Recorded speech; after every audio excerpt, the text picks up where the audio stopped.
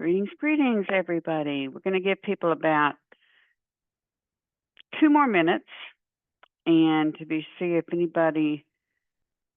the rest of our folks pop in. Looks like we are missing 2 people. Let's see.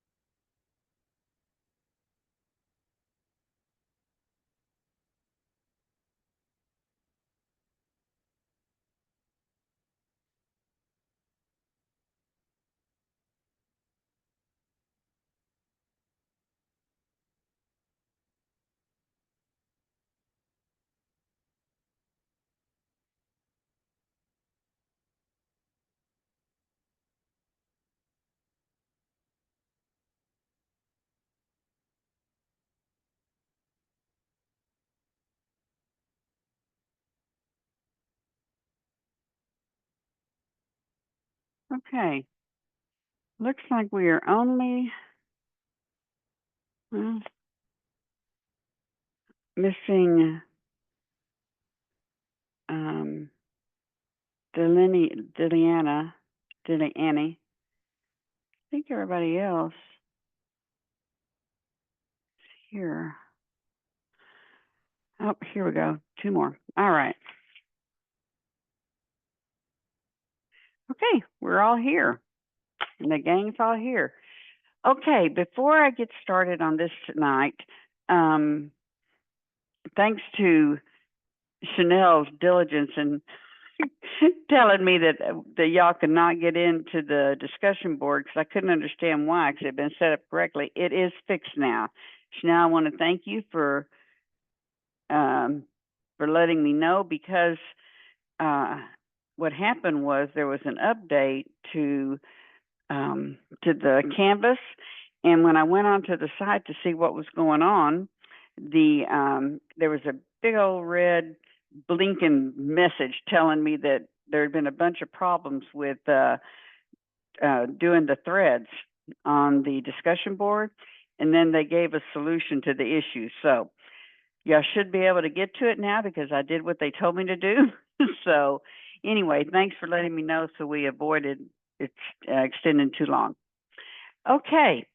All right. So tonight what we're going to do is we've got the 5 presentations, or is it 6? We have 6 people in this, 6 groups in this class. We've got the 6 presentations, and then I'm going to go over at least a good part of the, hopefully the whole thing, the proposal for your business plan, so you'll know what I'm looking for. And that should pretty well take us into the evening, probably later than we normally stay. So let's get started. The first group that volunteered was group 1. So I'm going to, I couldn't figure out how to get it to let people, who's going to do the presentation in group 1? Okay, Rachel. Daniela, Rachel, okay. Yes. All right, then I need to give you a co-host, because I have not figured out how to let everybody do it. They used to have this thing called security, and with the update, it disappeared. So, okay, you should be able to upload now. I just sent a request because I think you, let me try again. Okay, it should work now. Okay. Super. And then, oh, can we all see that? We can. Okay, cool. And then group 1 is ready. Yes. Hey, I'm ready So- when y'all are. Okay. Okay. Hello, everybody. We are group 1 and we are presenting TikTok in healthcare and how we can use that for marketing. Our group consists of Arme, Albert, Michelle, myself, Johan, and Daniela. And we are going to be walking you guys through the history of TikTok, as well as the growth of it, and giving you guys a little bit more about the company and the social media app. Then showing you guys a step-by-step process on how to create your own account and use its features. Then we're going to be looking at TikTok as a marketing tool and a social media app and how we can apply that in a clinical setting. And then finally, we're going to give you guys some examples on healthcare accounts already on the app.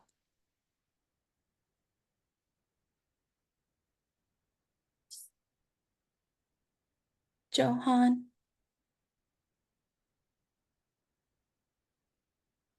Let me make It's sure. still showing like Oh, okay. That's so weird. I'm so sorry.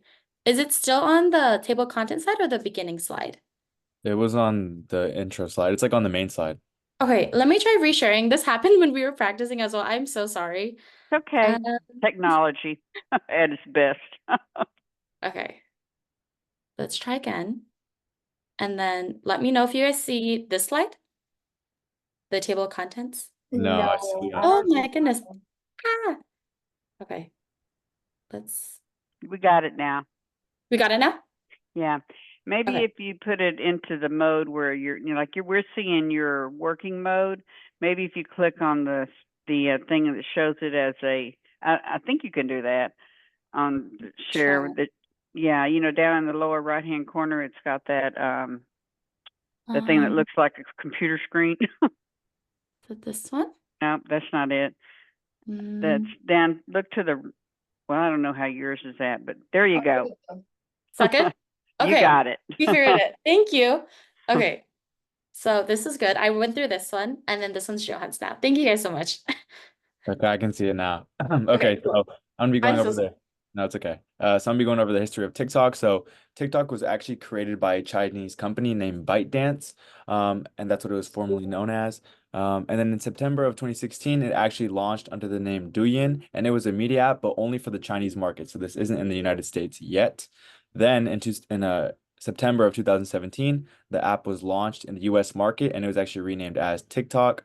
Then, not too long after that, it was actually merged with the popular American app Musical.ly, and now and at that point is when it became the TikTok it's known as today, which is basically just like a standalone media app. It's been extremely popularized across the entire world and remains one of the most media apps today. So hi, my name is Albert, and I'll be going over the growth of TikTok. So TikTok is known for its popularized short form videos, which range from 15 to 60 seconds. TikTok gives users unlimited scrollability, which leads to how the app is designed around the personalized algorithmic observation. As you spend time scrolling on the app, new videos pop up on the For You page that TikTok believes you'll find interesting. The more time you spend on the app, the more personalized the For You page becomes. This contributed to TikTok becoming a globally recognized app in 2020. Okay, so now I'm gonna go over the step-by-step guide on how to create an account. So step 1, you're gonna go to the TikTok site or download the TikTok app. Then you're gonna choose whether you want to sign up with Facebook, Twitter, email, or phone number. Then you'll enter a secure password with 8 to 20 characters consisting of letters, numbers, and special characters. Then you're going to input your date of birth to verify your age. Step 5, you're gonna select a unique username. And then step 6 will be to modify your TikTok feed by choosing your interests. And lastly, you're gonna add a profile picture and bio to finalize the process of creating a TikTok account. So how could we use this app in a clinical setting is one we decided to choose today. So a clinic can use it to educate viewers on what the clinic has to offer, different programs that they're doing, or just free stuff. If it's a free clinic, what resources they offer. And then this goes into the next one, promoting new resources when things come in, when they would like to show viewers new things that the clinic and new technology that the clinic is using. And then finally, a great one, especially in a TikTok setting, is to show their office and their employees and how friendly their staff may be. And they want to engage their employees to make sure people know that their clinic is a safe place that has fun, friendly, and helpful personnel. And they do this to attract new patients to come in, take advantage of the resources, and then also to engage with existing ones so that they can also encourage their friends and family to go to the clinic. And finally, the one I already mentioned, showing patients that the clinic is a safe place to be and that it is a place that they'd want to go to in the future. So, a healthcare organization that uses TikTok is the Cleveland Clinic, which is a nonprofit organization with about 60,000 clinic caregivers around the world. And their mission is to provide care, research for health, and educate the community. They have 65.2K followers on TikTok, and they post health news and tips, which aligns with their mission. They have video playlists on topics such as gut health, women health, and nutrition. The Cleveland Clinic also partnered with TikTok on World Mental Health Day in 2023 to provide users with resources when they type in a key term relating to a mental illness. So, for example, if you were to type in depression on the app, resources for depression will come out. I will now be presenting WebMD's TikTok account. WebMD is a trusted source for health-related information, and their TikTok focuses on sharing medical facts, wellness tips, and trending health topics. WebMD works with over 100 doctors and health experts across various specialties to ensure their content is accurate, up to date, and focused on helping people live healthier lives. For example, here's a recent post explaining the stages of a sleep cycle and a glimpse of what to expect if you follow them. What is a healthy sleep cycle? The sleep cycle has 4 stages that we will rotate through several times a night. Stage 1 is a brief transition to light sleep. Your body relaxes and brain activity slows down. At stage 2, you begin light sleep. In stage 3, we enter deep sleep. This stage is essential for physical recovery and cognitive function. At stage 4, our brain activity spikes and we enter REM sleep. A healthy sleep cycle is one that is uninterrupted throughout the night and stays consistent throughout a week. Follow us for more insights. In conclusion, WebMD uses its platform to effectively engage and educate its followers with reliable health advice. What is a healthy sleep cycle? And that is us all we had to present today. And that was all about how we can use TikTok in marketing to help the growth of business in healthcare. Thank you. Thank you. Good job. It's always hard to go first. Got to hand it to y'all. Good job. Thank you. Thank I always you. learn something new about TikTok. I don't, it's every group digs out stuff I haven't seen before. So that's a good thing. Okay. Next group is, let's see, group 3. Are y'all ready? Yeah, let me share my screen. I'll share it. Okay. Are you able to? I'm gonna find out right now. Let me see. I might need to make you a co-host.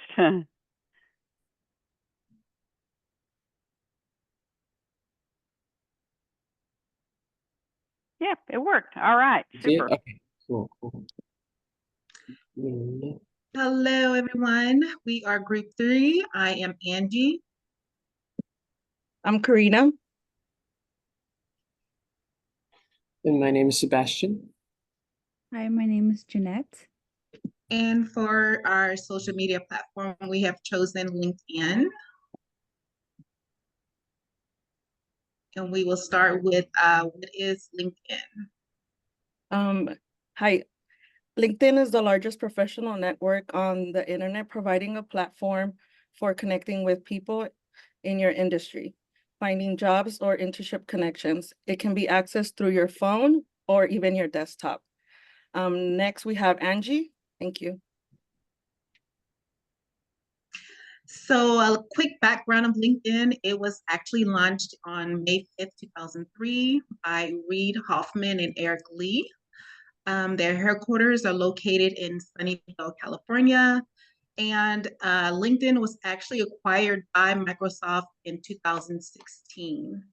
LinkedIn vision is to create economic opportunity for every member of the global workforce. And their mission is to connect the world's professionals to make them more productive and successful. Next slide. So I'll be talking about LinkedIn's like timeline. So in 2002, the co-founder was Reid Hoffman. He created LinkedIn in his living room and finally like officially launched it in 2003. 2004, LinkedIn finally like grows a base of like small owners. In 2005, LinkedIn started generating revenue, and which Ryan Roslansky is the leader that led the diverse business with advertisement, like sales and recruitment, and like he found solutions of better like revenue from like membership subscriptions. In 2006, LinkedIn launches like a public profile that was a turning point for the company, and the site like is that feature is still the most popular feature for LinkedIn till today. In 2007, LinkedIn gets a new leadership. So Reid Hoffman steps down as CEO and passes it to Dan Nye. In 2008, LinkedIn goes global after spending like several years in the United States. They finally went to London at first. And then in 2009, Jeff Weiner took leadership that year and still is the current CEO for LinkedIn till this year. And then 2010, LinkedIn hits like a huge milestone of 90 million members. In 2011, LinkedIn becomes like a publicly traded company after like a huge growth and a good investment to the company. 2012, they started like a new vision that emerges for LinkedIn, and it focuses on three concepts. One is to simplify growth, and they wanted to create economic opportunity for each member for global workforce. And December 2016, Microsoft finally completed their acquisition for LinkedIn, to wanting like to bring together the world's leading professional cloud and the world's leading professional network. And 2024 is till to this day, LinkedIn like continues to be one of the highest like social media for professionals. It's one of like you could find job opportunities, you connect with other business owner, and it's a great way to connect.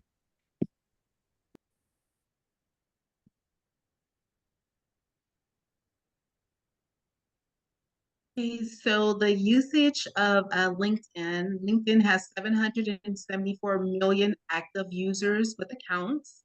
At least 48% of that 774 million, they access their account at least once per month. 135 million people, well, not people, but active users access their accounts daily. There are 77 million active company pages, and the LinkedIn has reached over 200 countries and territories globally. Sorry, and also LinkedIn reported a revenue of 15 billion in 2023, and this was done through membership subscriptions, advertising, and recruitment solutions. Next slide. All right. So in this slide, I'll just be talking about the more major utilities that come with using LinkedIn and why it's such a great tool for healthcare facilities or just even like regular organizations to be using. So in terms of recruitment, both hospitals and clinics alike, they can use LinkedIn to do things like posting job openings to a much wider audience. This really helps hospitals a lot when they're trying to find those like very specific skills that they're looking for. Any potential candidates that they do find are usually highlighted based on their specific skills or how much experience they have, what they've accomplished thus far. On top of all this, the LinkedIn profiles that the employers themselves make can be customized to show things like what kind of organization they are or how their workplace culture is, if they have any. and they're able to give reasons why you should be working there. Now, on top of that, like we said earlier, there are millions of people who are using LinkedIn to this day. According to LinkedIn data, there's around 8 million healthcare professionals on the site. So it makes it a real good place to be able to connect with other healthcare workers here as well. LinkedIn really makes it easy to be able to communicate with others on the platform. It's very simple, very easy to navigate, and it's really easy to just share any information or ideas that users have. Now, when using LinkedIn, it's also like a great way to help healthcare facilities stay more engaged in their own communities. While the site's like overall main purpose might be to hire very skilled professionals, for example, it's still a great platform to be able to use to share tips or posts about any community events, for example, that could be occurring in that area. This keeps both the hospital engaged with its like healthcare professionals, employees, for example, and its patients as well. It keeps them up to date on what's going on. On top of that, they also use using the sharing features that I just mentioned. Healthcare facilities are also able to make posts about anything they want to share. For example, they can post about like any of the latest treatments, any research findings they have just discovered, or any other health advice on their updates page. These updates are usually really good at helping boost their reputation of the overall hospital or clinic that they're at. It makes them seem more like they're leaders in their field, and it's just a good way for these locations to really show what they're made of and build like a good trust with their communities.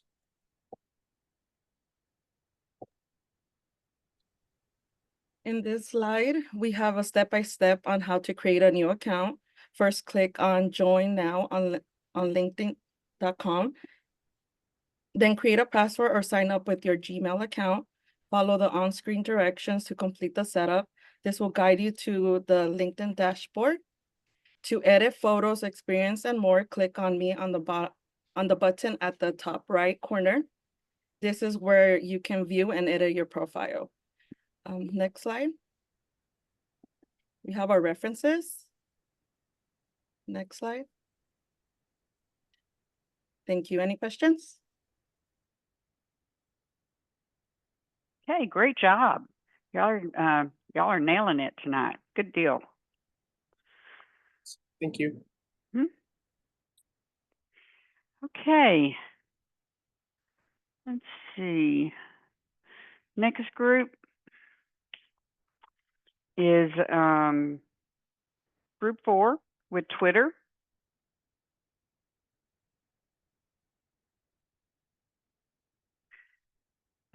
It looks like y'all are able to share whoever's doing it?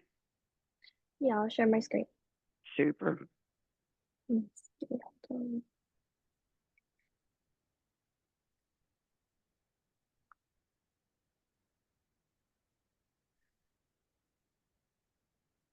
Okay, let me know if you guys can see it. Yes, we can. Okay, everyone in group 4 ready? I can't see anyone, so I'm just gonna assume you guys are I know ready. that feeling. Okay, so hello everyone. My name is Maylene Leon. I am a part of group 4. Our social media project is Twitter. So how Twitter started, I will be interchanging between Twitter and X just because the name change, but Twitter began in early 2006 by a student at NYU named Jack Dorsey. He introduced this concept by sharing short messages, like text messages, with a group of people. Jack presented this idea to his coworkers at Odeo, a podcasting company, and it was used by only Odeo employees until it was launched publicly on July 15th of 2006.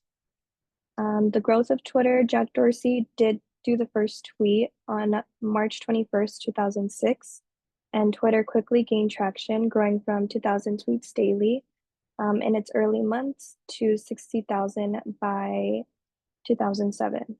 It reached 1 billion total tweets in just over 3 years, and by 2010, users were sending 50 million tweets daily.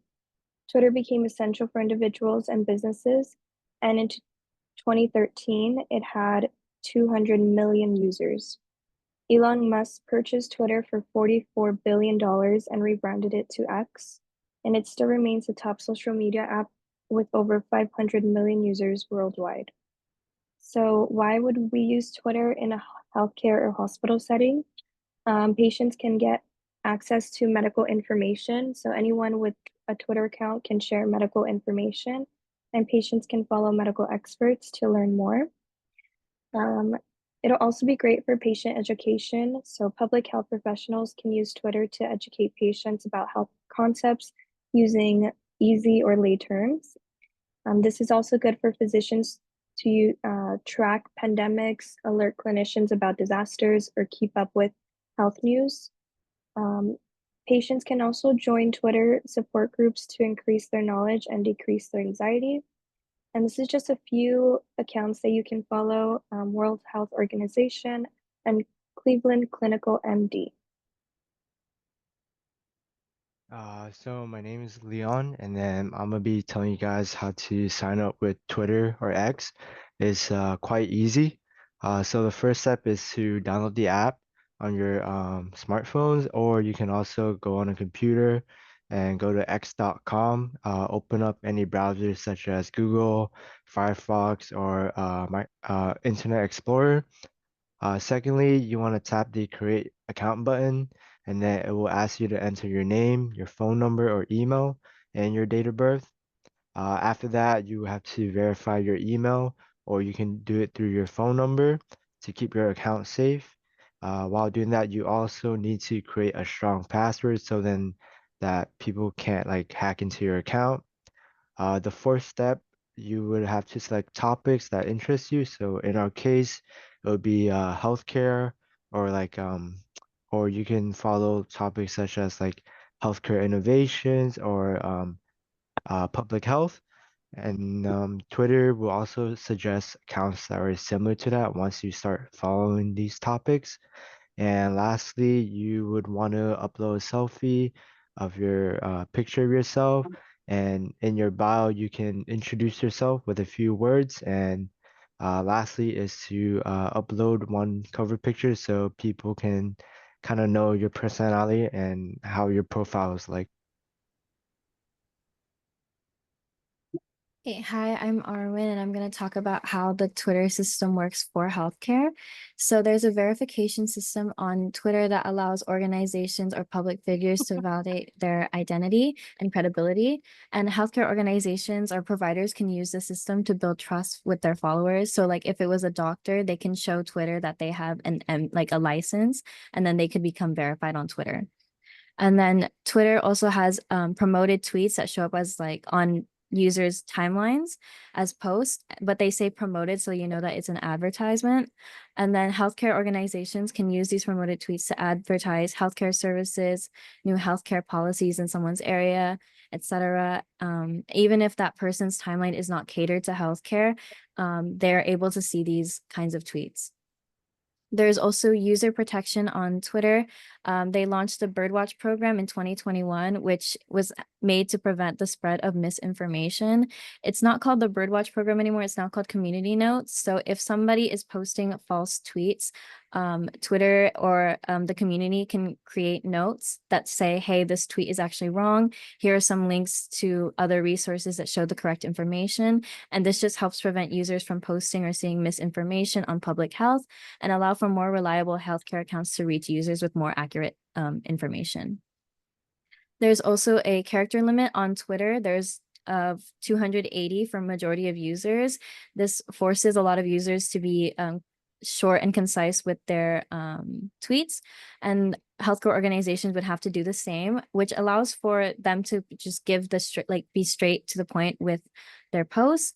And then if a tweet needs more information, they can provide a link for an article, and those links do not count to the character count. So if a user needed more info, they could always just access the link. Hello, my name is Chanel, and I'm going to be talking about the patient education with the focus on public health that Twitter provides. So first is they can monitor trends. So Twitter or X can be used to track health trends or outbreaks that may be currently taking place in your community. and it allows people near you to share experiences that they may be dealing with or just to keep yourself prepared. Additionally, there's educational resources. So different health organizations can share resources, educational content, preventable measures, or even raise awareness to different health topics.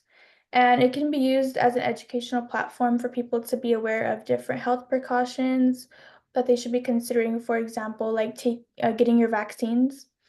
And then networking, so different health professionals, researchers, or organizations can collaborate amongst each other and share ideas of better practices, ideas, or real-time updates and alerts that should be discussed.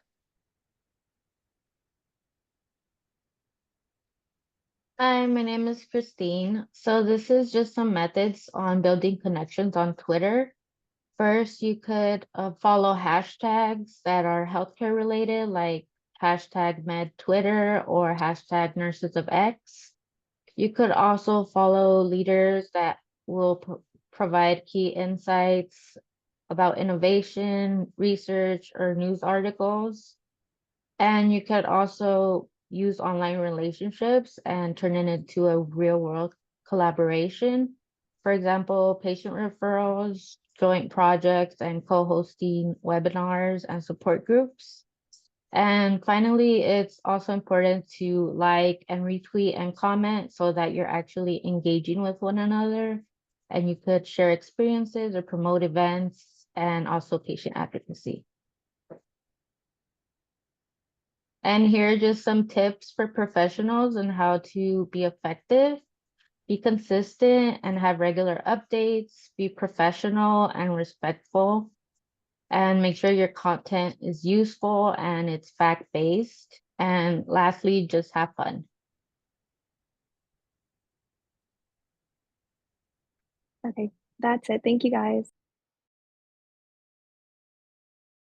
Good job. All right. I had not heard of Birdwatch before. Good catch. Okay. We're moving right along. Fourth group is group 5.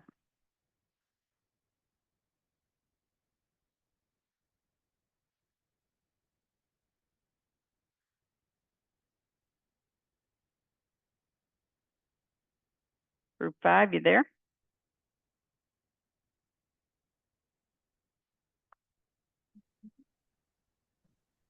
Yes, we're here.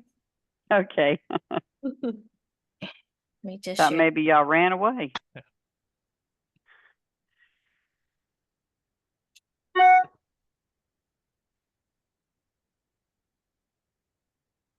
Oh, hold on. All right. So hi everyone, welcome to our presentation on the use of YouTube as a social media tool. My name is Alessa and our team consists of Kaylin Bo, Priscilla Ayala, sorry, Alejandra Elias, and Andrew Martinez. And we have worked together to explore the potential of YouTube, particularly its application in healthcare. And in this presentation, we will guide you through several important aspects of YouTube, including an overview of what YouTube is, its global user base, how to set up an account, its key features, and why it can be a powerful tool in healthcare settings. And we've also outlined how YouTube can be effectively integrated into hospital operations to educate both staff and patients. So I'll turn this over to my teammate to continue the presentation. Should be the next slide after that. Hold on, it's giving me trouble. Okay, there. Okay, next I will be talking about what is YouTube. YouTube is a free video sharing platform that allows users to easily watch and upload videos. YouTube launched in 2005. It has become one of the most popular websites on the internet. The primary goal of YouTube is to enable creators to publish and share their YouTube videos with a global audience. YouTube Premium offers an ad-free experience along with enhanced features. YouTube also has another platform called YouTube Music. YouTube Music focuses on music videos, allowing users to listen to songs without interruptions from ads.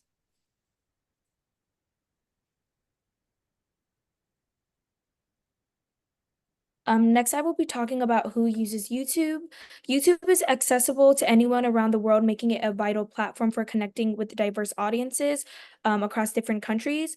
More than half of YouTube users are Gen Z and millennials. Only 15% of US YouTube users are baby boomers.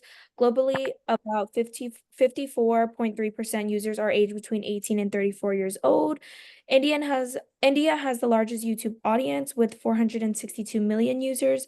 United States is 239 million users, and Brazil is 144 million users. And on the side, I provided a picture of a graph, YouTube users by country. So the next slide, how to set up a YouTube account. To create a YouTube account, essentially first either open the YouTube application on a mobile device or visit the YouTube website on a desktop. Second, in the upper right corner, you'll see the profile icon. Click or tap on this icon, which will take you to the sign-in page. If you already have a Google account, simply sign in using your credentials. If not, select the option to add or create a new account. Upon selecting create account, you'll be prompted to choose between options for personal use, a child's account, or for business purposes.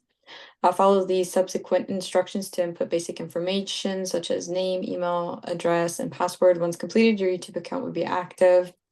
Next slide is YouTube features. Once the account is created, YouTube offers a wide range of features, such as video uploading. YouTube enables users to upload videos in various formats and resolutions.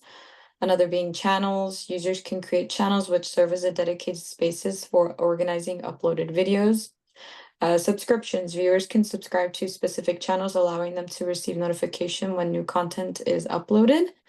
Playlists. YouTube allows users to organize videos into playlists which are useful for grouping related content. This feature is particularly beneficial for educational series or thematic collections. Live streaming. The platform also supports live streaming, enabling real-time video broadcasts. This feature is valuable for immediate audience interaction and engagement during events or announcements. And last but not least, comments and likes. Viewers can interact with videos by leaving comments or expressing their approval through likes. This feature contributes to community building and provides creators with direct feedback. So the other YouTube features includes monetization options where creators have the opportunity to generate revenue through various channels, including advertisements, channel memberships, super chats, and merchandise sales. Analytics. YouTube provides comprehensive analytics that offer insights into video performance, audience demographics, and engagement metrics, assisting creators in optimizing their content. Community posts. Channels can engage with their audience through community posts, utilizing polls, images, and updates beyond traditional video content to strengthen community ties. Subtitles and captions, where creators can enhance the accessibility of their videos by adding subtitles and captions, reaching a broader audience. Recommendations. YouTube's algorithm recommends videos based on users' interest, viewing history, which boosts the discoverability of content. Content filtering. Users can customize their viewing experience by filtering search results according to upload date, view count, and other criteria. And lastly, YouTube Premium. YouTube Premium is a subscription service that offers advantages such as ad-free viewing, offline downloads, and exclusive access to YouTube originals. So why use YouTube? YouTube functions as a powerful tool for educational purposes, offering a versatile platform for sharing knowledge and resources. YouTube also enables healthcare providers to produce and share educational videos, offering insights into medical conditions, treatments, and wellness tips. To inform and engage their audience, healthcare organizations can leverage YouTube to distribute training videos for staff featuring tutorials on new medical technologies, procedures, and compliance protocols, ensuring consistency and accessible learning. YouTube enables remote learning and continuous professional development as well. YouTube also provides a platform for reaching a global audience, enabling healthcare content to connect with viewers worldwide. YouTube is accessible from any device with internet connection, making health information widely available. And lastly, YouTube is accessible anytime, enabling both patients and professionals to watch educational videos and in their convenience. Okay, how can YouTube be used in a hospital setting? YouTube can be used to share important health videos, patient success stories, and step-by-step guides and medical procedures. It is a helpful tool for public health education, helping clinics and hospitals engage with the community, share updates, and provide patient education. Clinicians and staff can create educational content for both patients and staff, such as instructional videos on new procedures, proper use of medical equipment, and important health-related news and announcements. YouTube is a low-cost platform. Uploading videos is free, improving patient engagement without the high cost of traditional media. YouTube reaches about 2.68 billion active users monthly. This can help hospitals, clinics, and urgent care centers extend their impact beyond local patient and global audience. And then this concludes our presentation on YouTube. Thank you. Good job. I love YouTube. Although it's been giving me, YouTube TV has been giving me agita. I prefer a cable box. Anyway, okay, let's see, next group. That was YouTube. Group 6 with Facebook. Hello. Okay, let me see.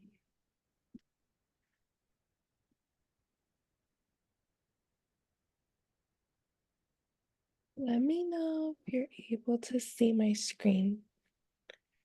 We see that there you go, you got it. Okay, can you see the entire screen? It's because on my screen, it's like We're still seeing the left-hand side. okay, let me see what I can do. Oops. Okay, hold on. Give me 1 second.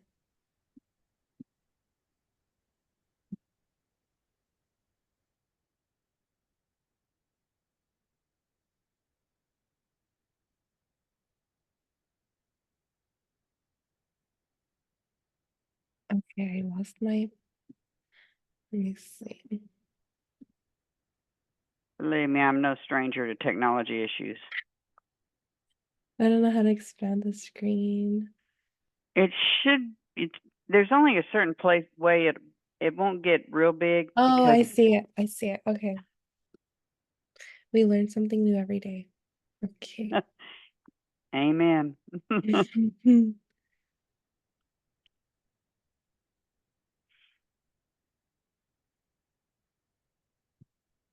Okay, there we go. Hi, everyone. My name is Yesenia, and this is Group 6 Facebook social media presentation by Melina Barrios, Jacqueline Estela Dominguez, Stephanie Murillo, Deliani Pineda, and myself. We are going to share how to create an account, Facebook's history, some interesting facts, differences between corporate and individual accounts, and how Facebook can be used in healthcare. Okay. Okay, so to get started, first you want to go ahead and open a web browser on a PC, laptop, or tablet, and you want to search for www.facebook.com, or from your mobile device, you want to visit the Apple or Google store and download the Facebook app. Once you are on Facebook or the Facebook app, you want to create a new account. So the page should ask for some personal information, such as your first and last name, mobile number or email address, date of birth, gender, and a strong password. You are now ready to press the green sign up button on the screen. And don't forget to confirm your mobile number or email address. We've lost the picture, Melina. Do you see it? Sorry. I think it's Still pausing? Okay. Oh my God, I'm so sorry, guys. That's okay. Technology at its best. I'm trying to put resume share, but it doesn't want to resume it.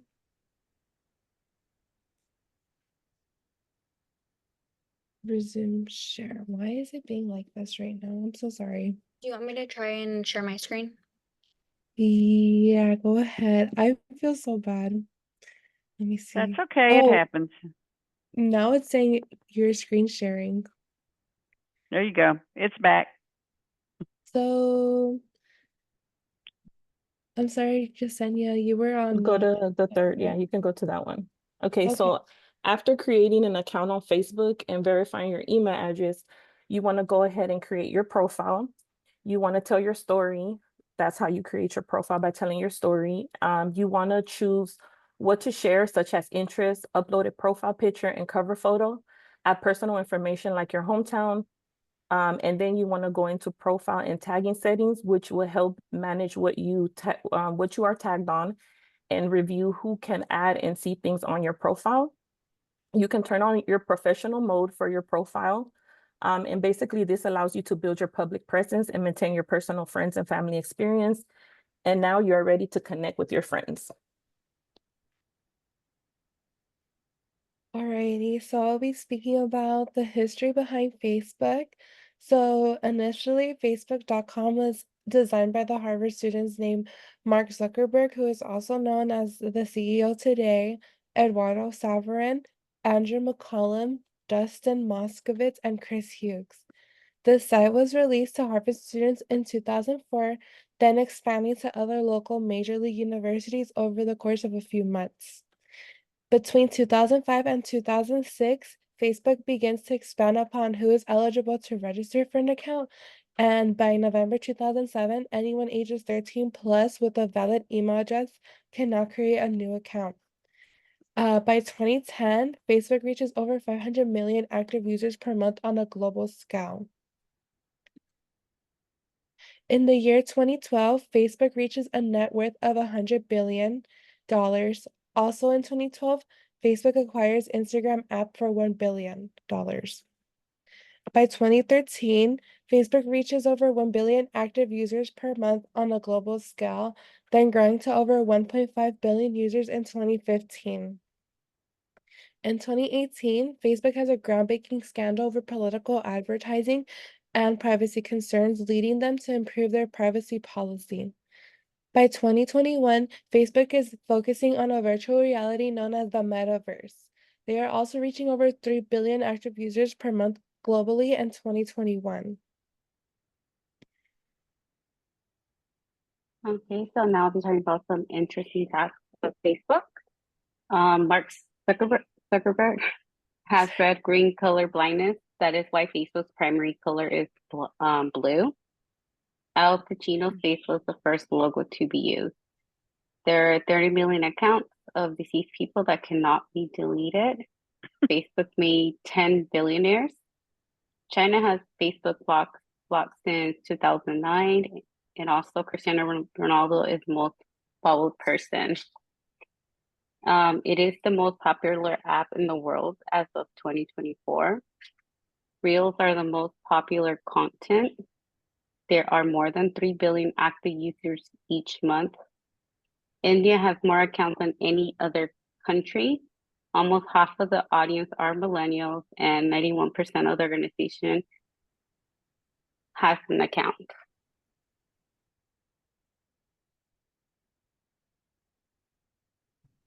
Hi. Okay, so I will be talking about the different accounts that are on Facebook. Oh, Go up jeez. to slide 8. Yeah. Sorry, guys. Oh, am I on the wrong slide? Okay, I see. My bad. Yeah, perfect. Thank you. If you guys have made an account with Facebook, most likely it was a personal account for personal use, unless you have a business. But with a personal account, people are allowed to keep up with friends and family by sharing posts, photos, and status updates.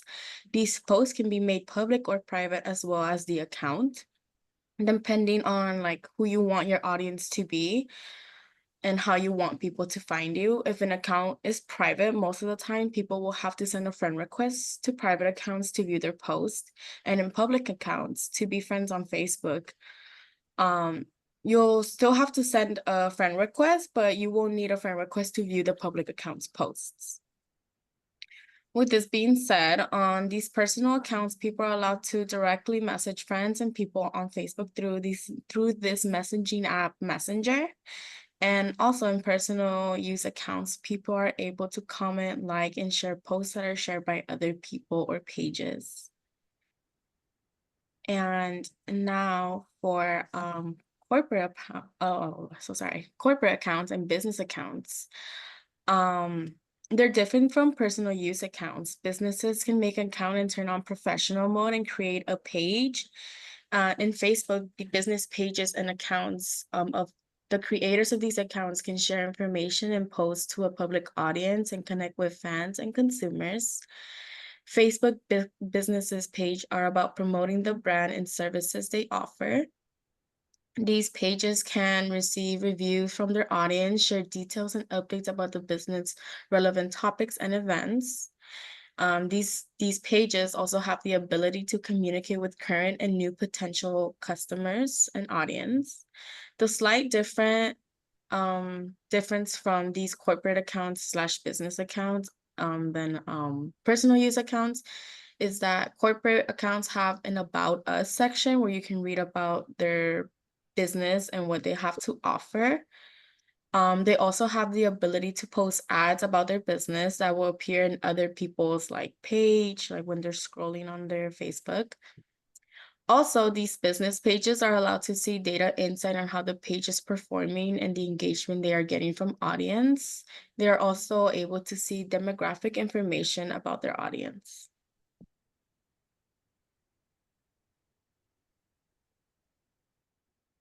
I'm now going to be discussing how healthcare organizations utilize Facebook as an effective tool for their operations. One of the common trends that I noticed among healthcare organizations is telehealth and technology support updates.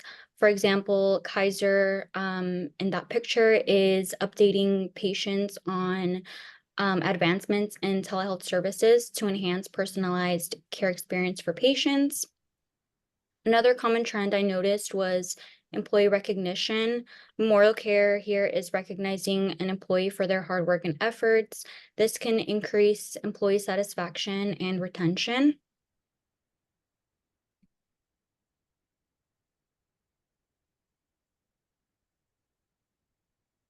Another common trend is patient experiences. There was a lot of success stories or patient feedback. Informational posts on health issues are also very common. For example, preventative care and health tips.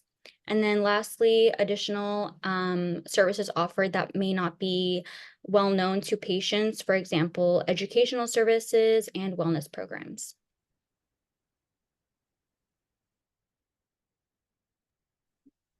And that is our presentation for Group 6. Thank you, everyone. Good Thank job. you. Nice colors. Good job. Okay, we're now down to, let's see, Group 2 with Instagram.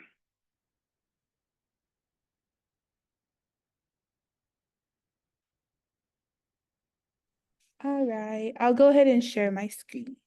Okay. Is the rest of Group 2 ready before we start? I don't know if they have their cameras on. Oh, I see you guys now. Okay.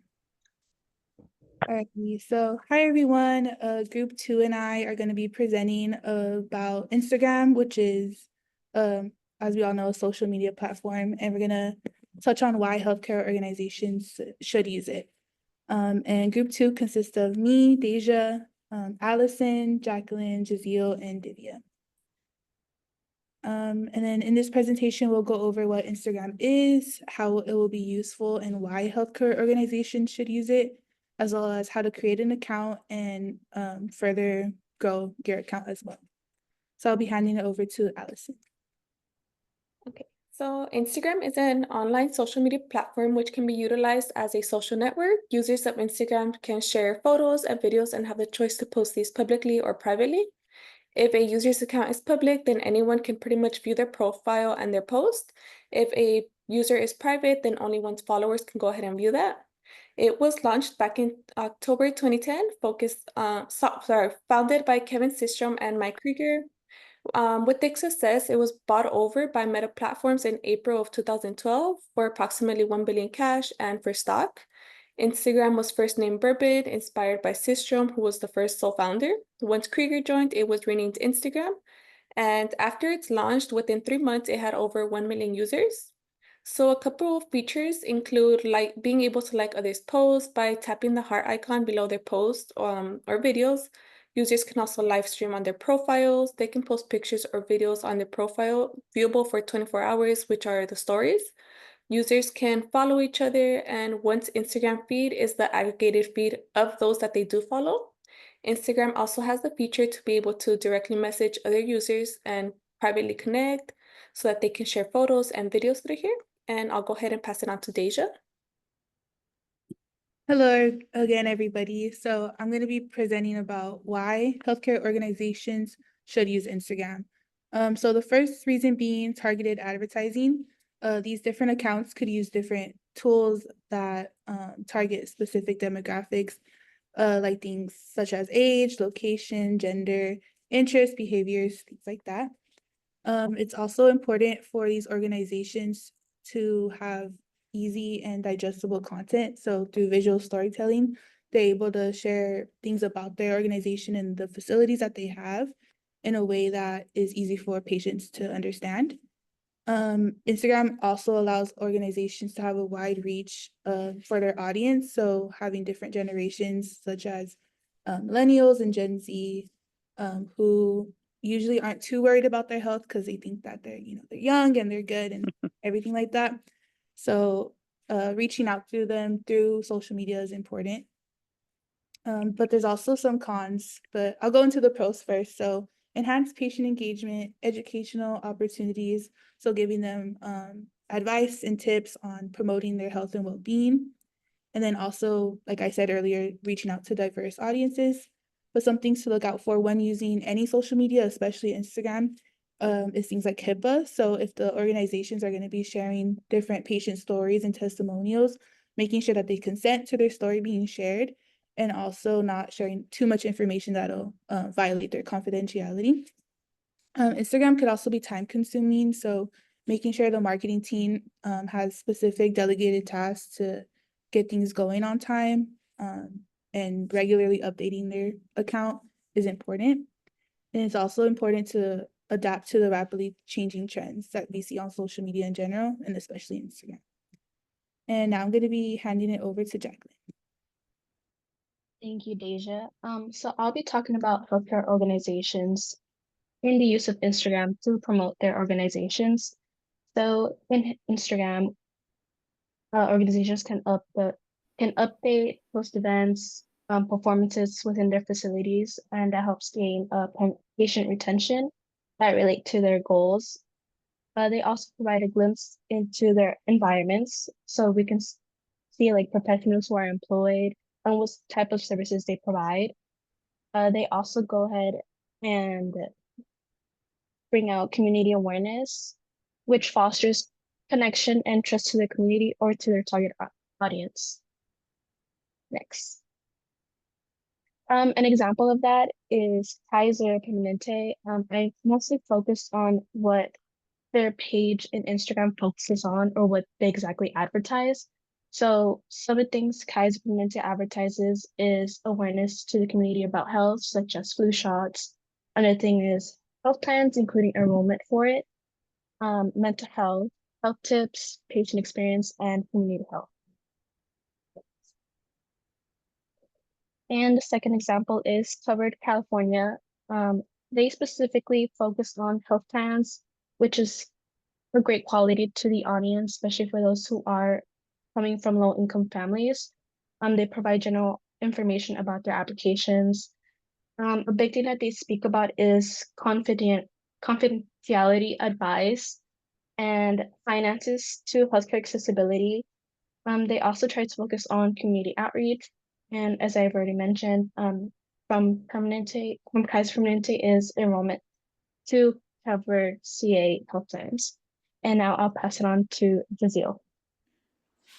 Yeah, so I laid out a few tips for creating an Instagram account as it comes to healthcare organizations. The main one you should really prioritize is switching to a professional account for businesses. This essentially gives you access to Instagram Insights, which can provide valuable data on follower demographics such as age, gender, other demographics that you may need to know of. Page activity, which is essentially just how many users are actually reaching your post, how many impressions you get, and who actually engages with the account. You also get access to advanced targeting through advertisements and promotional posts. But that is up to the marketing team to decide whether they want to spend money to access those features. You also have to prioritize informative posts, essentially just posts that promote preventative healthcare through lifestyle tips and facility care, such as explained by Deja and Jacqueline. And occasionally you should highlight achievements such as any significant accolades, awards, and accomplishments that can be used to better market your organization or make it more credible to everyone else. Next slide, please. And so for the instructions to be able to set up an account, you should definitely use a designated business email address, essentially to receive any communications about account updates and activity with, and decide whether you'd like to set up the account to be contacted by followers, either leaving a tab on the bio section that could include a phone number or an email address to reach anyone at the organization. And in the account creation process, it's imperative to decide on whether you want to include the mission and value statement or even a vision statement in the bio for the Instagram account, whether you want to set up a link tree to include the organization's website, any resources and links related to certain posts made on the account, and on the highlight feature, essentially which kind of information you want to make easily accessible or market to anyone who stumbles upon the account. And I'll be passing it on to Divya. Okay, I'm Divya, and I'll be talking about the analytics and success. So Instagram, much like the previous social media platforms that many of the previous groups discussed, has both a regular user platform and then also a business platform. And these healthcare companies tend to use these business platforms because they provide the unique insights tab, which kind of gives a demographic of what kinds of users, going back down to age and gender, and what kind of users their content is reaching. And with that, they can really specify their content to, say, the younger generation via social media, if that's who they're trying to reach, for example. And there's also a unique aspect to Instagram in which Instagram is mainly reaching their content through images. Can we have the next slide, please? And there's this quote that says a picture speaks 1,000 words. And that's, I think, the unique idea that Instagram brings, an advantage it provides to healthcare companies, where their marketing is done through images, much like advertisements rather than words. And there are various sources that go to speak where pictures can reach an audience a lot more widely. And with that, I'm open to any questions, and here are our resources. Thank you for listening. Good job. All of y'all stepped up for these. They all of them had great information, good graphics, well presented. Really good job. Okay. Did y'all enjoy this project? I love this project. It's one of my favorite ones. Okay. All right. So what we're going to do now is I'm going to pull up on the screen the proposal that y'all are going to be doing for the business proposal part of it. Let me hope it's still up here. Of course it's not. Let's see. All right. Shoot. Hang on a minute. I got to find it. How did it disappear? Oh, I know. My computer decided to turn itself off a while ago. Okay. Give me a second to pull it back up. Let's see.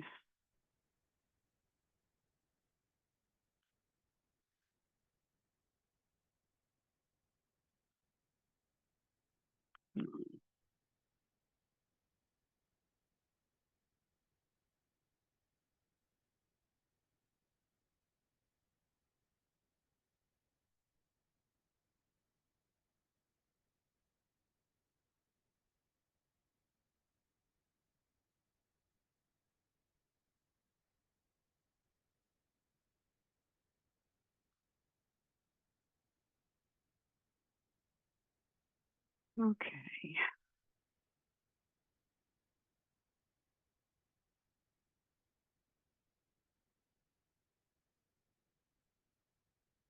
Alrighty.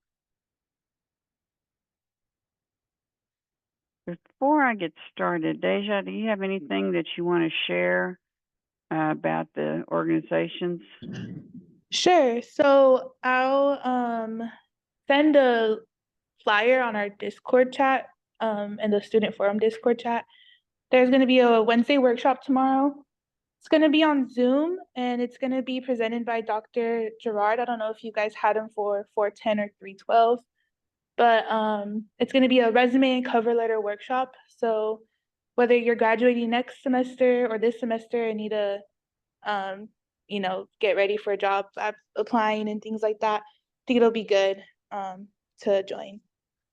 So that's that. And then also October 25th will be our second general meeting, and we're gonna have a guest speaker panel. But there'll be more details on that later this week or maybe early next week when everything's finalized. Yeah, any Okay. questions, you guys could type in the chat.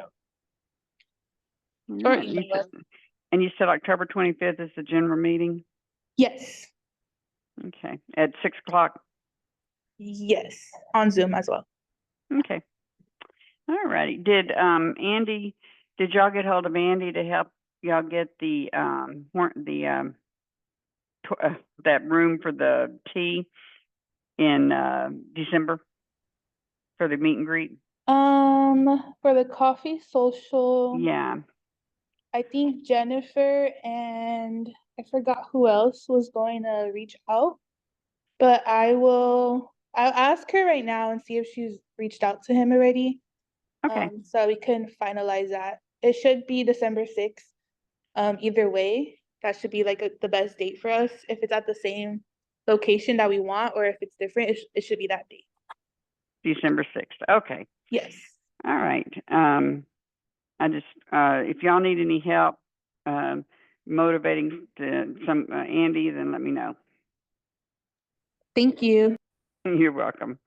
He's pretty good about it, but you know, sometimes he might listen to me quicker, maybe. Okay, perfect. Good to know. Okay. All right. All righty. Now what we're going to do now, y'all should be seeing the sample business plan. What we're going to talk about now is for your proposal for the business plan, this is what you're going to fill out. You're going to just answer these questions, which seems simple enough, but it's really not. You're going to have to do a lot of research to answer these questions. So the first part of it is executive summary. And if, in case you're not aware of it, the executive summary basically summarizes the whole proposal that's behind it. Executive summary is usually 2 to 3 pages. And what you're doing actually is summarizing each section that you've gone into detail in the proposal. So you really can't do the executive summary until you finish the proposal.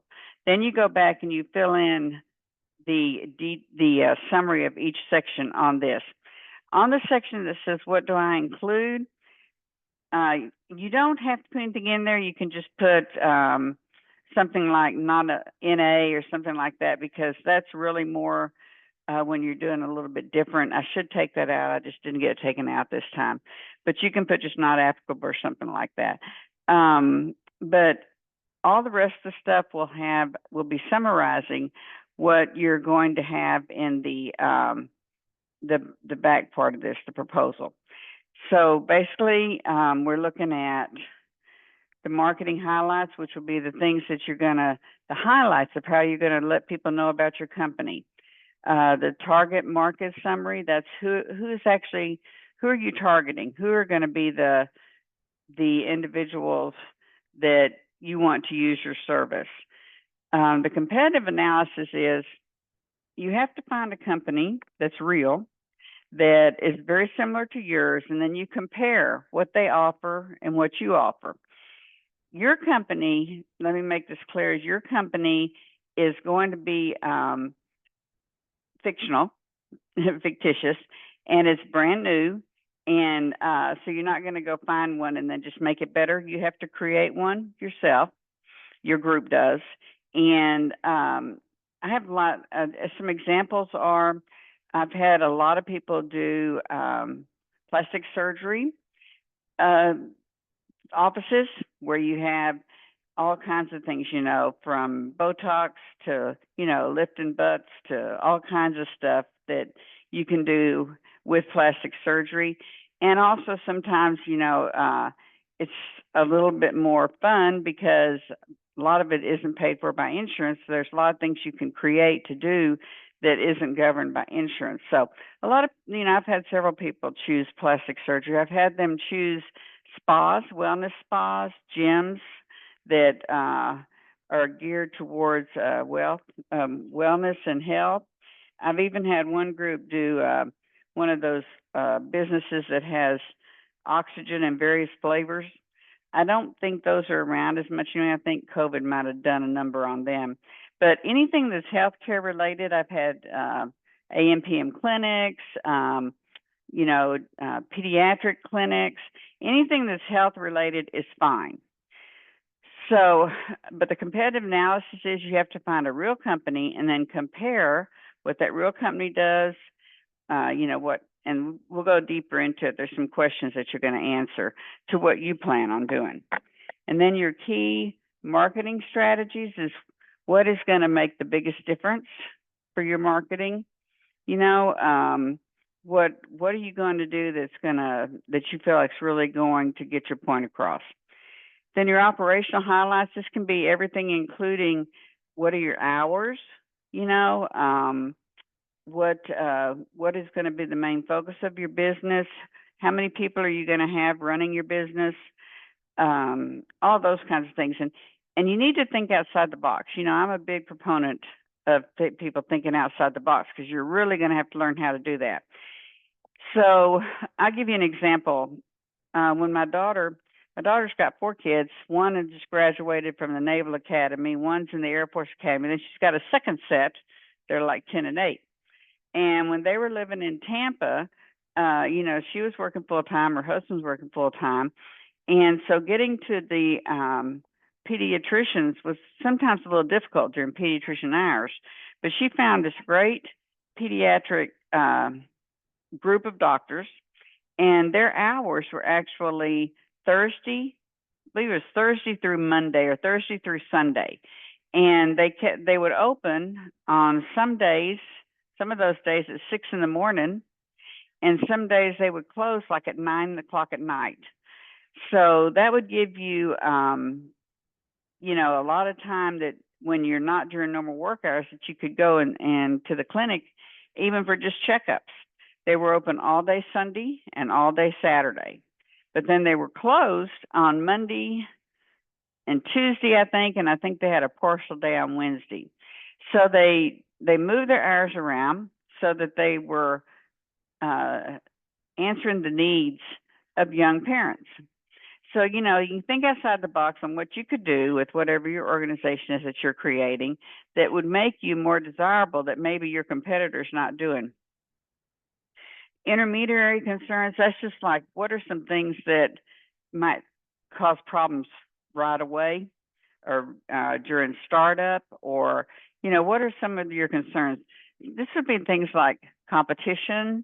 It could also be startup funds. Do you have the money? Maybe whatever you want to do has got extremely expensive equipment. Where are you going to get that? Those kinds of things. Then your management team overview. That's going to be the people who are running your company. A lot of times with startups, you might have your CEO is also your CFO. Now, you don't need to name people, you know, you just need to name positions. And this one's just the overview. So you're just listing the positions that, and very short summary of what these positions are going to be responsible for. Your financial highlights, you're going to have to actually do a accounting sheet with cash flow.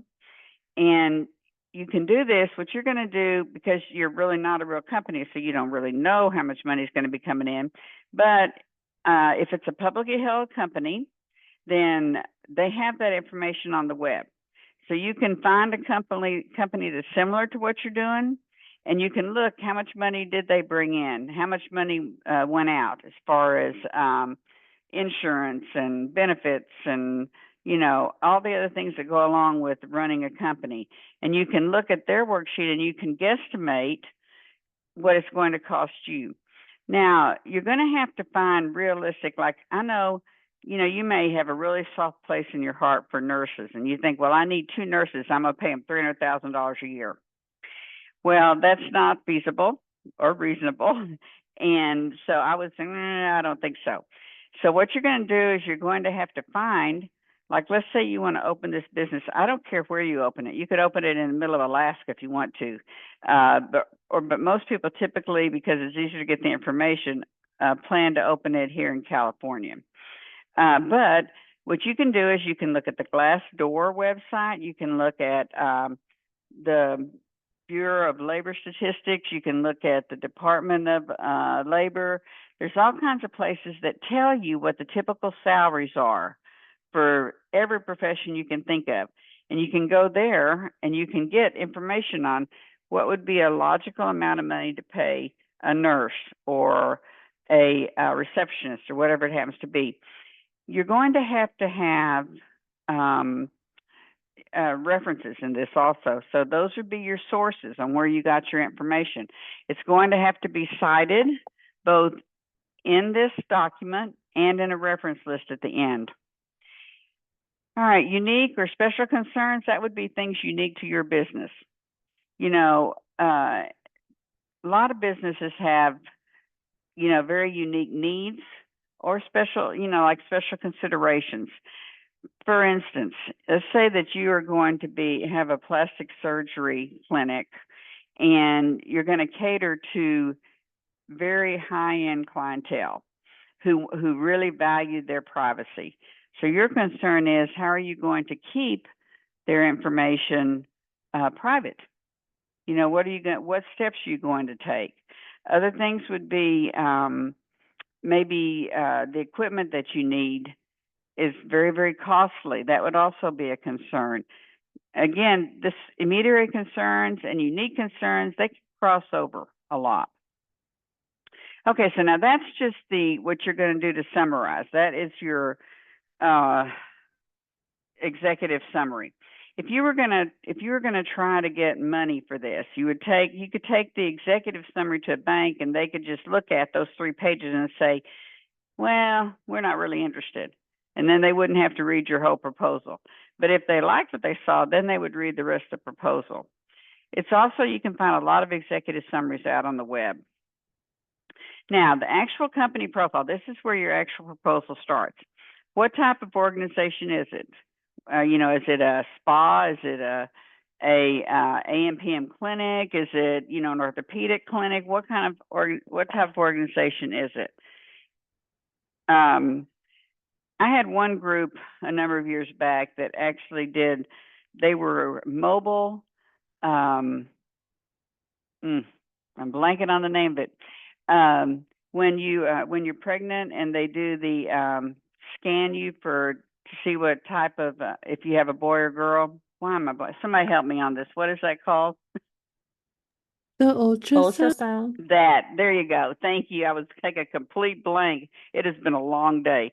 They projected having a mobile ultrasound, and what they did in this proposal was they had 2 mobile vehicles, and with them, they took with them a babysitter type person who could go in and take care of the mother's other kids. And while they were able to do her exam, they're in the mobile vehicle. It was actually a pretty good idea. And I saw later that some company actually did start very similar to that. So it wasn't them, I don't think. But anyway, it was a pretty good idea. So, be really creative. So that's the type of organization. And then you've got, you're going to name it. And you don't want to call it like HCA 35302 project. Give it a name that makes sense, something that when people see the name, they'll know what it is. Sometimes I'm driving down PCH and I see a new building, a new store pop up, and I think, what is that? you know, because you have no clue by the name what it is. Sometimes I'm nosy enough to where I just pull in to see what it is, but it would be so much easier if people would say, you know, what the name would be indicative of what it was. Particularly like if, you know, with food, you know, Harry's Place. Well, what kind of food is that? You know?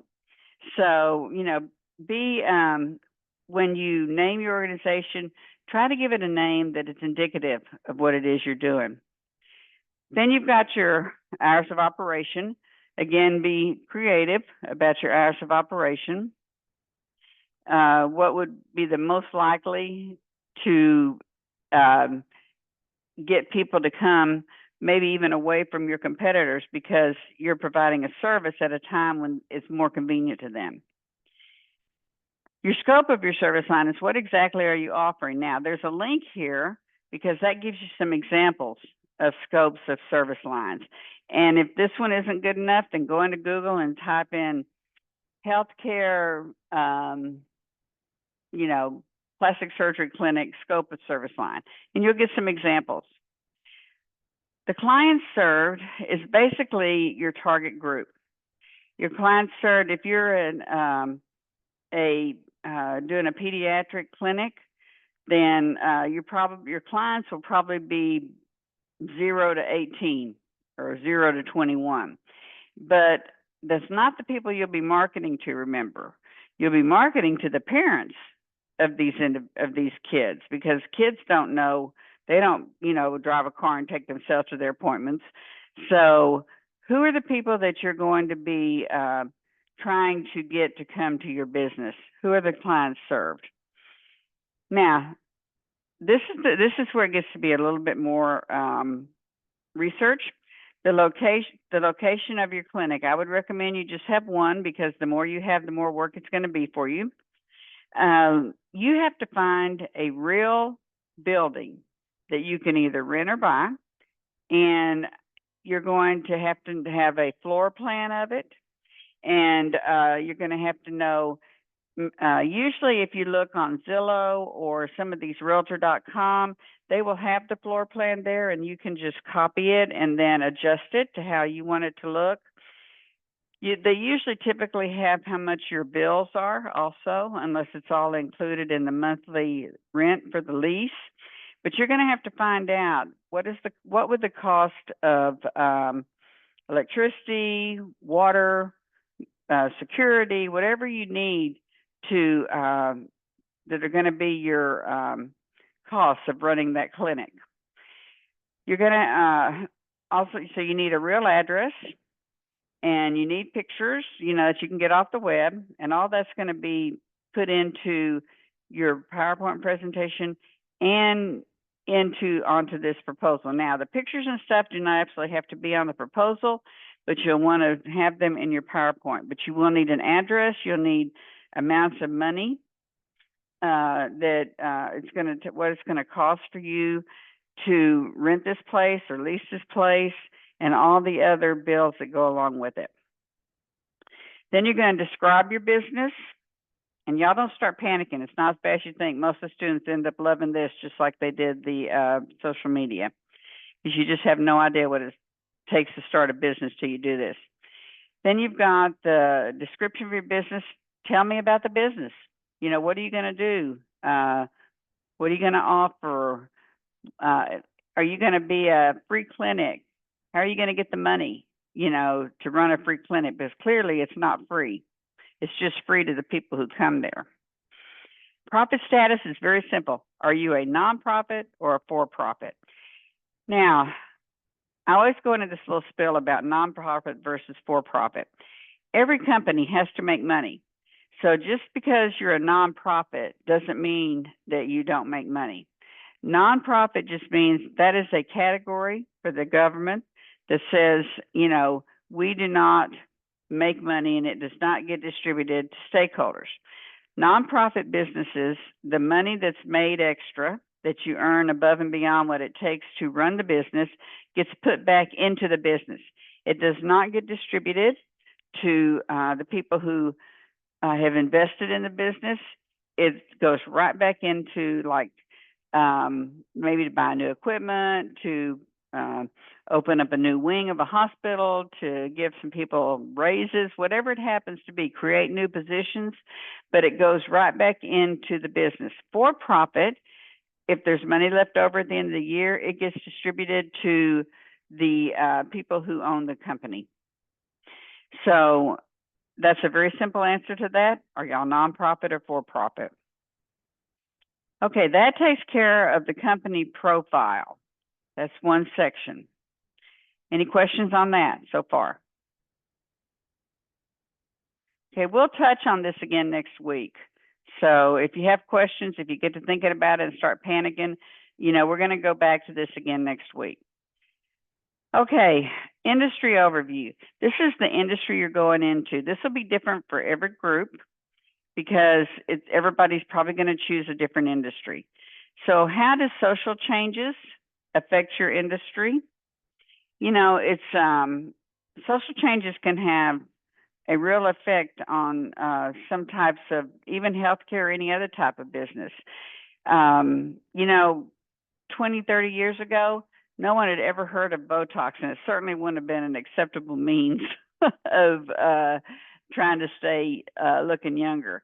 You know, but as time changes, the way people view things, you know, there's a lot of social changes that can come into place. These are some examples, these links.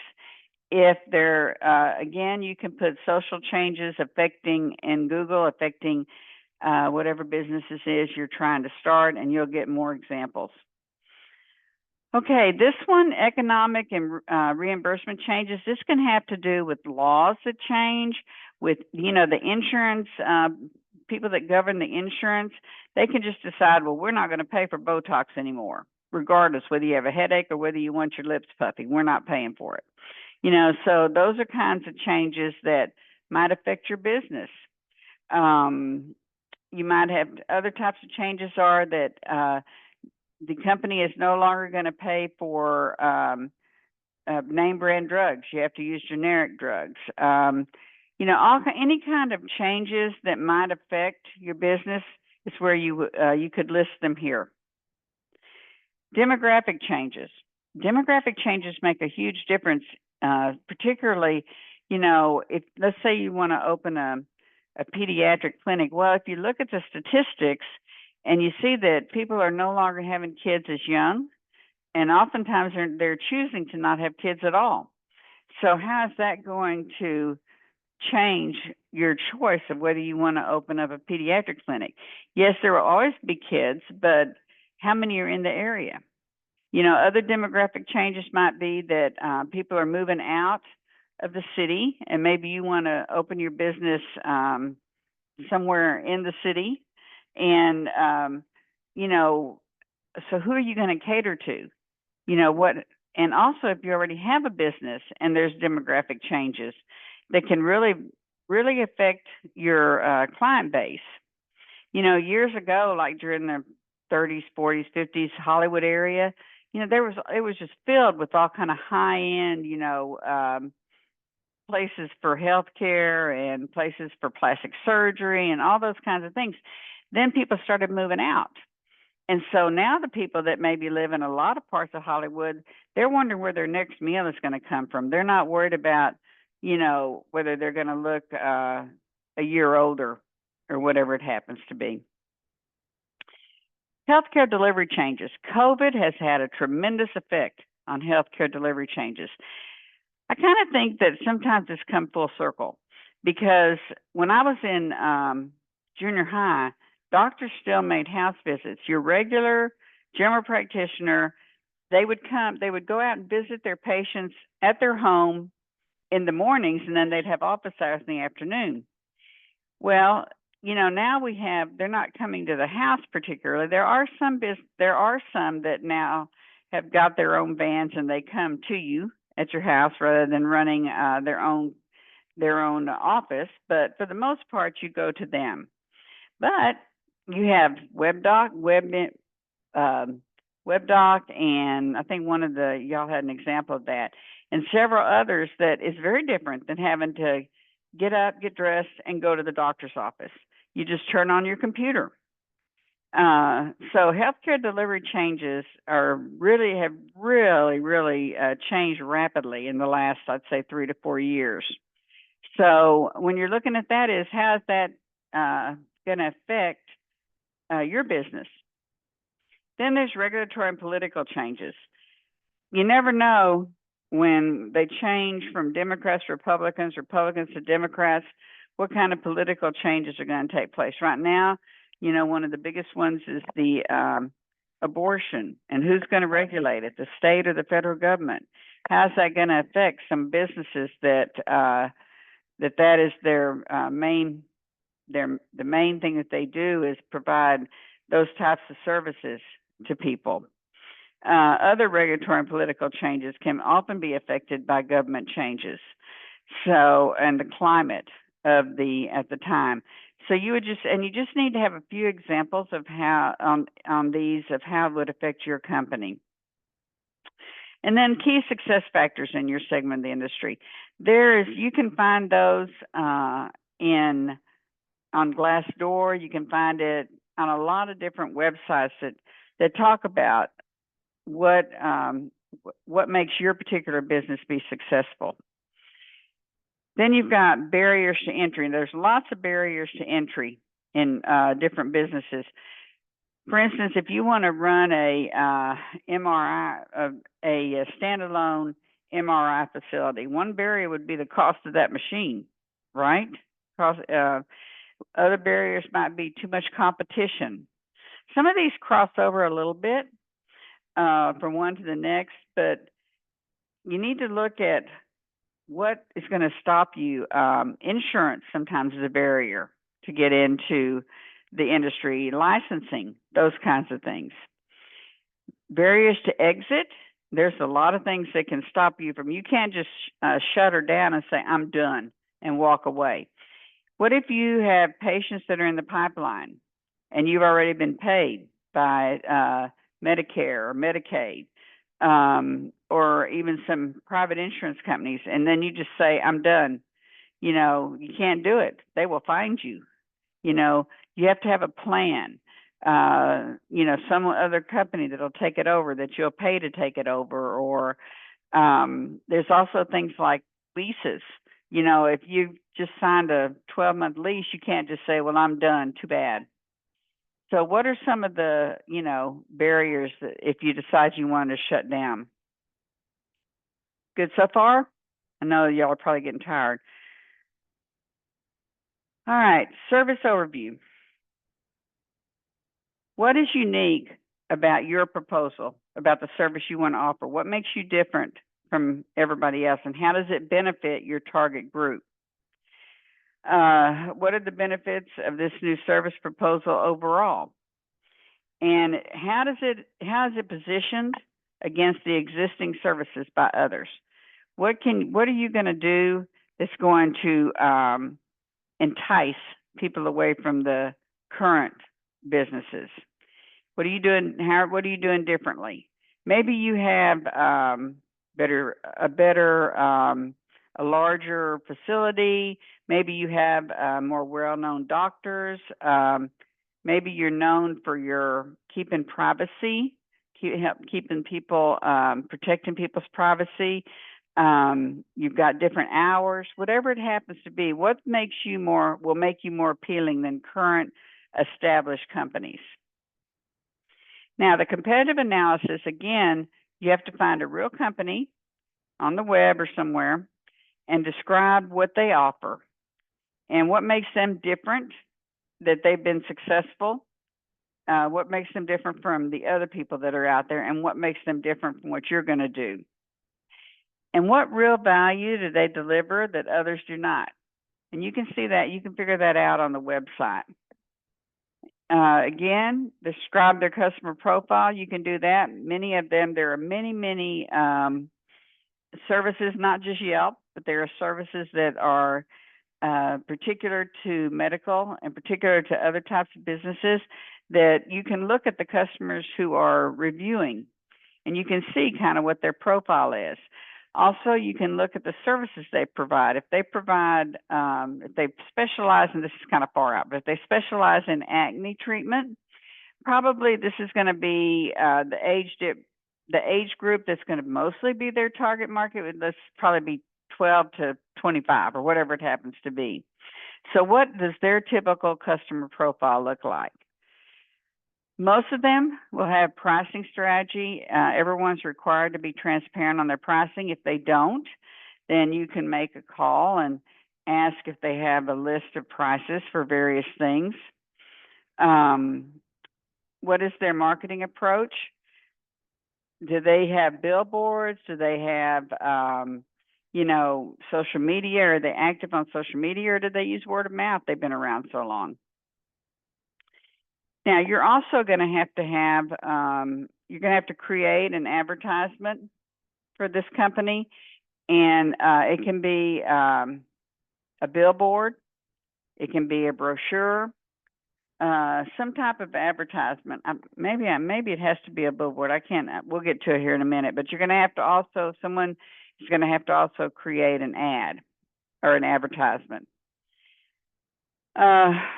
Then why do customers use them? And what is it, an opportunity or a threat? Remember the SWOT analysis. Where is it? What are they not doing there? What are they doing that you can do better? Or what are they doing that you would have trouble doing better, which would be a threat? Okay, when you're looking at your place, this is where you have to find an actual building. And what are the costs associated with this manner of distribution? This would be the insurance, the cost of the lease, the cost of bills, the cost of the people who work for you. It would be, then talk about if there's any competitive advantage, and that would be, let's say that you were opening up a free clinic. A competitive advantage for that might be that a location that is right on the bus and train line, or maybe right easy on, easy off the freeway. Maybe it's located next to a hospital or next to a shopping mall or something that would bring people in. What are the competitive advantages of the location? And then are there any exit issues with this distribution strategy? Like, yeah, well, if I decide to quit when I'm 1 month into the lease, that is an exit issue for sure.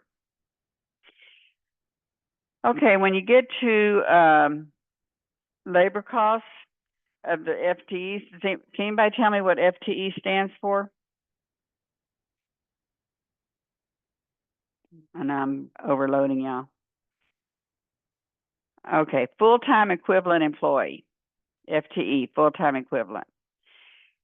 Your overhead is what you have to pay, whether you have a single client or not. You can't charge your clients or your patients with your overhead. You can't charge them 1/1000th of the rent or something like that. Overhead is what has to be paid irregardless. Usually your receptionist is part of your overhead because they typically cannot be billed to anybody, to the customer, to the insurance company, anybody else. Okay, your margin there, what is your margin as far as, if you've ever watched Shark Tank, what is your margin as far as your profit versus loss? And what is your pricing range compared to competing services? Or do you cost less than your competitors? Are you about the same, or are you more than your competitors? And there's not necessarily anything wrong with being more, but you just have to justify why you're higher. But basically, that's a very short little answer. What is your price range on services? Then your service methodology is how are you delivering the service? Are you out of a building? Are you out of a van? How are you delivering it? Then you've got clinical protocols, and you can get those off of Glassdoor or off of the labor department. Clinical protocols for each of the jobs that you list as part of your company. Now, cost analysis, there's a calculator there, an example, but basically you're looking at your direct costs, and direct cost means that you can bill it directly. You can bill the doctor's hours to the patient. You can bill the lab to the patient. You can bill, there's anything you can bill to the patients are direct. Indirect is like your overhead. It's something you cannot directly bill. It has to be paid, but you can't directly bill it. It's your costs that are just there all the time, regardless. You have to create a flow chart, and the flow chart is going to look like any other flow chart, except what it's going to show me and the people in the class is that when a patient calls you, what happens to them as they flow through your service, from when they first encounter you until they are dismissed from your service. So that flow chart will take you through their route through your business. For instance, let's say you are a pediatric clinic, and the child has a sore throat. So the first thing in the flow chart is that they make contact with you. Then if the person who makes contact thinks that they should come in, then that would be one way on the flow chart. You would make an appointment. If it sounds like you could wait 24 hours and you tell them to call back, that would be a different way on the flow chart. So how does a person flow through your healthcare facility? We good on that? My mouth's getting dry. I'm running out of energy. Full-time equivalent, how many people and who are they and how much are you going to pay them? And then your space requirements. This is your facility. This is where you're going to show me the floor plan. Then you've got clinical help and non-clinical. As you know, clinical would be like, doctors, nurses, LVNs. Non-clinical is your receptionist, your bookkeepers, your billing people. Those are your non-clinical. Now, remember, you're a startup company.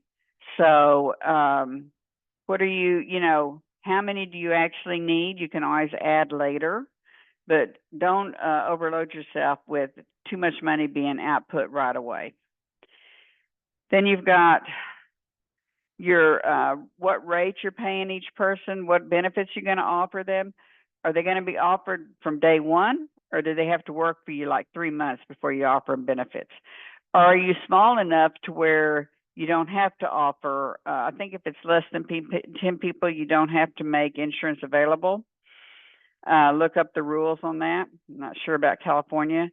Then describe each of the jobs and what are the roles and responsibilities of each of those jobs. So you would describe what a nurse typically does, let's say, and then in your case, for your business, what are going to be their roles and responsibilities? And that can be bulleted, intake, blood pressure, taking blood pressure, taking temperature, whatever it happens to be, that you would want that particular person to do, whether it's nursing or LVN or receptionist, whatever it happens to be. What is the typical description, and then what are going to be their roles in your job? Okay, then you've got the balance sheet and income statement, and these are going to look like actual balance sheets, and you can find them out on the web. Last year, my enterprising students found one that all they do is put the numbers in and it spit it right out for them. So, and then you're going to get those numbers by researching companies similar to yours and what their typical intake is, and that's what you're going to use. Okay, the only thing it's under marketing. I'm not sure where I have that ad at, but you do have to have an ad. I believe everybody had to have a billboard. I think it's in the modules. The billboard. Now, let me tell you a few things to remember when you do the billboard for your company. A billboard can be beautiful, but if it doesn't have how to get hold of you, it's worthless. So be sure when you do your advertisement that you put a phone number, maybe even a website, something that, so that when they see it, that they can get hold of you. Okay. I'm going to stop sharing. And again, this was done very quickly. Don't panic. You're going to be fine. Remember, my class is stress-free. We're going to, when you think about it till next week, if you come up with questions, then we'll talk about this again next week. And I believe I have an example of one on the web, under modules. If I don't, I will find one and put it up there so you get a better idea. I don't usually like to put a lot of examples because people tend to copy, but I'm pretty sure there's one up there. Are there any questions so far? No? Okay. All right. Again, this is this project, is over several weeks, and I will give you time in class to work on it also. I'm pretty flexible, but once you get into this, I think you're really going to enjoy it. Y'all just need to divide up the tasks so that not anybody has to do too much. And the groups are big enough that you should be able to divide the sections up pretty easily. Okay. Y'all did a great job on social media. I know y'all going to do a great job on this also. And I am done unless y'all have some questions. No? Okay. All right. Well, y'all have a good week, and I will see y'all next Tuesday. Thank you, Professor. Have a good night. Good night. Good night.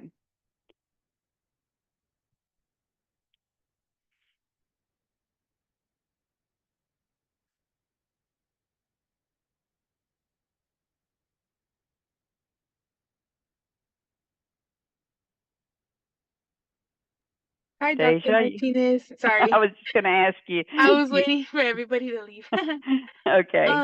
I just wanted to bring up an idea that was presented to me by Ardell today. He's my preceptor for my internship and You're everything. lucky, Yes, he is the best. He really is. I know, I'm he's starting to incredible. realize. Yeah. But since I've met him earlier at the graduation last year, and since I became, part of student forum and everything, he's been wanting to do a social bonding type of event with him at a spin cycle class that he's always raving about. And he asked me if I could promote it, I guess, to all of the members, at our workshops and at our general meetings. So I was gonna run it by you real quick right now, and then also ask Jennifer and Lawrence, and then let the rest of the board know. But he sent me the flyer that the cycle instructor, has, and basically want to see if it's a good idea if we promote it to the board, the members of the student forum in UPD. If that's a good idea. You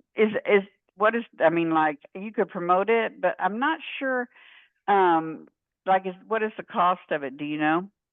So I don't know the cost of it, but the first class is free. That's what I know. Oh, okay. I can look into that though, how much it costs. And yeah, so I could have that information. But the first class is free. I would probably want to run it by, I don't know what the, I don't know exactly what the rules are for promoting something like that, Yeah. I would probably have to run it by Dr. Lawrence and Dr. Eliana, but with Ardell, I'm happy to do, because he has just been so great to us. I'm happy to help him in any way I can, but I just need to be sure that we're not stepping on any kind of university rules. Yeah, exactly. Yeah, So we got to get the the legalities of it and everything in order right. And if it's okay, and if it's also okay, if it's okay with the university, and Lawrence gives us permission and Eliana, I was thinking maybe we could count it as credit for attending a workshop or a meeting, but that's definitely if it's okay with everything else first, Right. And that would probably be okay also. I just think we'd have to figure out some way to link it, you know, to the organization, you know, Yeah. rather than promoting someone's class, you know. Mhm. So, I'll have to check, like I said, with people who know more about rules, you know. I just I don't know too much about the rules. I let other people handle that. I Yeah. defer. Right? So, Yeah, he definitely mentioned it as like a way of promoting like well-being for students and like surrounding it around that, like health and well-being. well, I So, think that's probably a really good idea, and it could be, you know, is this a particular, is it there at y'all's facility or is it somewhere else, or do you know? no. So he has two locations from what I'm seeing on the flyer. There's Mm-hmm. one at LBX. So is that I don't even know what that is, at the airport? I Or don't know. I don't know what that is. I don't know what LBX is.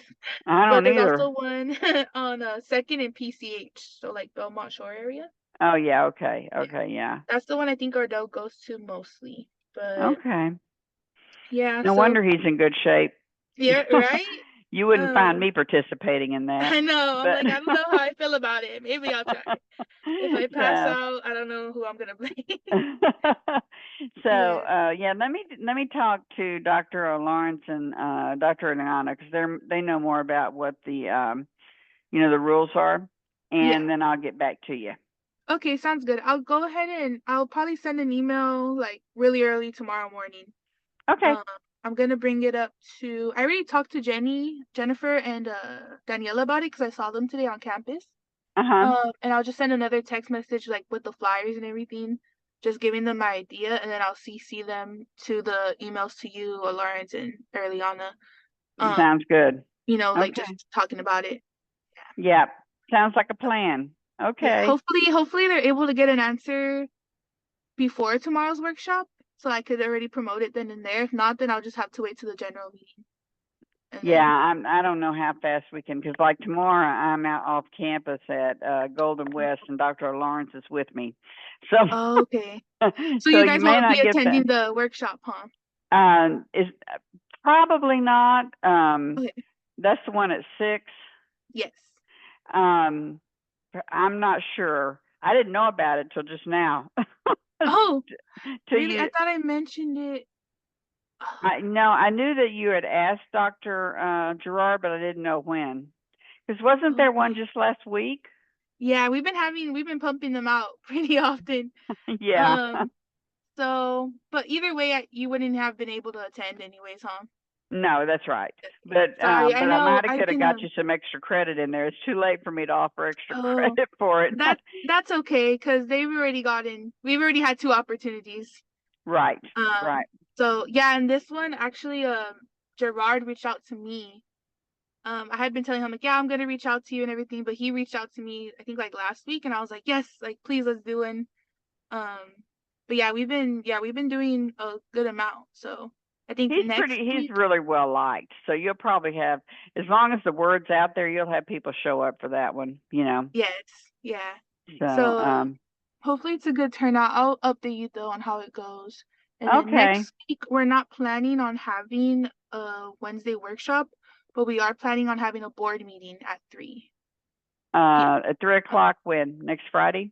Next Wednesday. Oh, next Wednesday. All right, let me put that. Let me put that in here. I'll send an email for sure. Yeah, just to kind of give me a little bit of. Let's see, that's on the 23rd. Yes. Okay, I would, if y'all can give me a little bit more warning, because I have had so many meetings lately, that, and that would be a really good excuse for me to not have to go to these other ones I don't like. Yes, definitely. I know. So sorry. I've definitely been letting people know about things so last minute because there's so much going on. But yeah, things have been last minute, definitely. But yeah, I definitely need to be more communicative and like letting you guys know.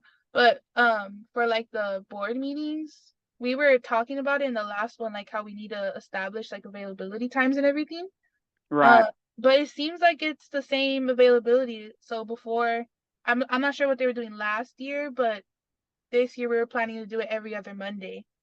And when I looked at the availability sheet, since people hadn't been able to, I guess, go to those on Mondays, everybody still seems like they're available on Monday, except for the membership coordinators. So Well, I know used to they always had it on the Friday that they didn't have the meeting. They had it, they had the board meeting. yeah. So so yeah, just let me know. Usually I can work it out as long as I don't have some other meeting that's already captured me. Right. Okay.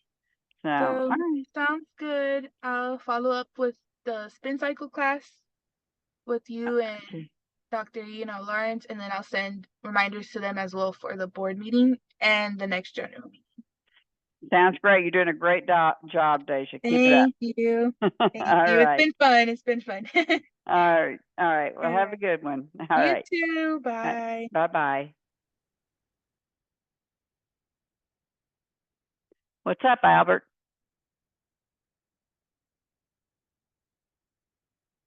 Albert, you there? Albert.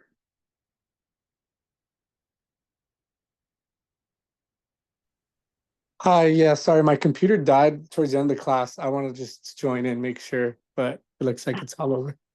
It's over. Yeah, it was over. I will have the recordings up in the next day or so, and I'll send the links out if you want to see the information on the proposal. Okay, thank you. You bet. Have a good one. You too.